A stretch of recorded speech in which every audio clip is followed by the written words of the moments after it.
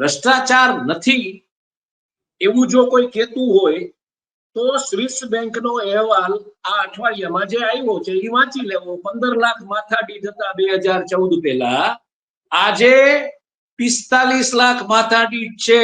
એટલે 15 લાખ તમારા ખાતામાં આવ્યા નથી, 30 લાખ ઉલટાના અહીંથી વયા ગયા છે ત્યાં. અને દેણું વધ્યું છે દેશમાં તે નાગરિકો માટે, એ જુદું. એટલે જો કોઈ ચમરબંધીનો દીકરો એમ કહેતો હોય ભ્રષ્ટાચાર નથી, તો સ્વિસ બેંકનો એ જે અહેવાલ છે એ વાંચી લેવો. આ એની સાબિતી છે, આ એની સાબિતી છે. સ્વિસ બેંકમાં તમારા ને મારા રૂપિયા નથી, તમારા ને મારા ભાઈની બેંકોમાં નથી. આપણા તો પગાર એવા છે કે એમાં કઈ વધતું નથી. તો સ્વિસની બેંકોમાં આ બધા જે બેઠા છે બફે ઉપર, જેને જિંદગીમાં 70 વર્ષથી કઈ જોયું નહોતું એવા લોકોના છે.